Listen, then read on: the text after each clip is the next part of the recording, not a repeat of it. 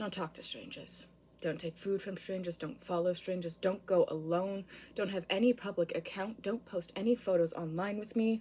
Simple, staple, safety. Repeated and repeated until I repented, believing without a thought, understanding I was a stranger online. I had to be a stranger. I had to be safe. I had no father. I had only a mother and the monster. The monster. A deadbeat monster. With thick red fur and teary clothes, I had to hide from the monster. The monster made me. The monster hated me.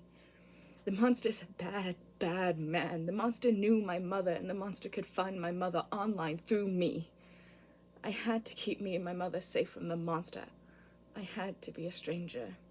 Sitting in Silver Mist, slouched, snappy, and suspicious, Drew dipping down the window, derailing my disinterest and disrupting my damned mind.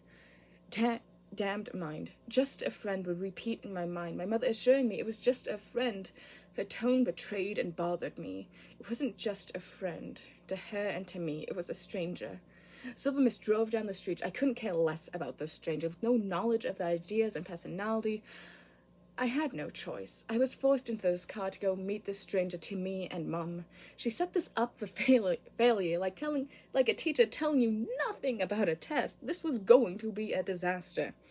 She parked in the lot of Tim Hortons, the range blurring the sign. The lot was barren. The only thing filling the slots were the rain and my suspicion and a couple lonely cars. My eyes were like rusty goggles, scanning for anything that could pose a threat. They screamed at a beaten and bloody and broken Honda Civic parked at the door. My mother's door slammed shut, shaking the rain from my window and my foggy thoughts. She brought me towards the car. My eyes bore into the windows misted by rain. Just junk and monster energies filled the back seat.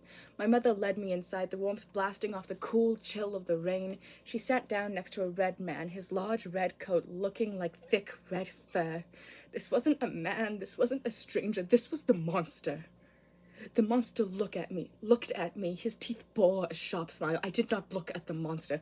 I sat as far away as a child could from their parent. I did not look at the monster. My mother and my monster talked and smiled. I did not look at the monster.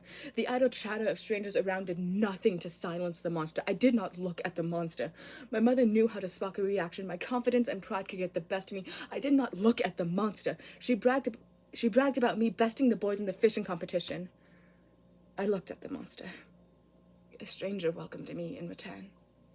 I approached the table, apprehensively staring down the stranger. The stranger welcomed me. I told the epic tale of my victory in the fishing competition, and the stranger praised and congratulated me. We told story after story after story to each other, telling each other the tales of our lives. I looked at the man that was a monster previously, and only saw my father smiling back at me. My father brought me to my family. They welcomed me with open arms. They were never monsters, just misunderstood with pain and anger.